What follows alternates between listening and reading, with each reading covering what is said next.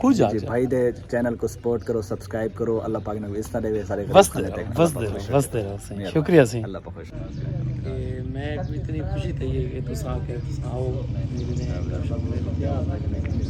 जी बिल्कुल ही वैसे जी इतना ज्यादा होने जी मैं तो मतलब कोशिश करूंगा कि दुनिया लवा दो वजह ना था नहीं अच्छा करेगा कोई गल नहीं स्टार्ट दोस्त आ वे ना स्टार्ट जी मैं को अंदाजा ही कर सकता 2 बजे से देने सारा को दो जितने होने ना मतलब जी सारा को पता होगा ना बिल्कुल ही वैसे ते बाकी वो ठीक है चाचा ठीक है चाचा ने मिलवाया था नहीं अब नहीं ना तो पहले गंदम का सीजन है एक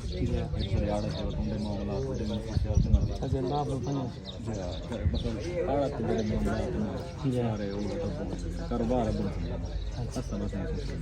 चलो अल्लाह पाक तो खुश रखे यार बड़ी मेहरबानी है सर को चक्कर करा लेने का ये गल मैं ही नहीं तो कमिटमेंट गिन के वैसा इंशाल्लाह जरूर कर मैं कैमरे रिकॉर्ड दे इंशाल्लाह मैं कमिटमेंट रिकॉर्ड थी नहीं ना ना जल्द इंशाल्लाह यही महीने दे विच मैं गंदम सीजन ला गए ना अच्छा उस तो बाद इंशाल्लाह पक्का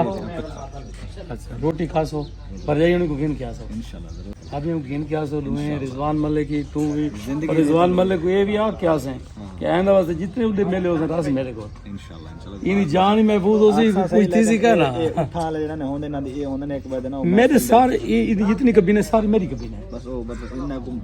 ये इन्ना दा सवार है वो मेरा सवार है बोला ठीक है मैं मतलब ना तो उठा मैं शौकीन कहनी शौकीन नहीं ये मारता ना हालांकि मैं भी इतनी मिन्नत की थी मैं यार पिछली बार मैं न दिल तो कुछ चाह है ना तो कल सुबह मैं थी भेज दे सा और नहीं यार इन्ना को मसरूफियात तो वाली इतनी शायद थोड़ा वक्फियत ना ही बाबा फिर शायद इतनी कहना है तो ध्यान रखो चल फोटो भी बड़ा चाहिए यार ठीक है जब मैं शहजाद भाई छोटा कल मैं परिवार से मिठाई गिरी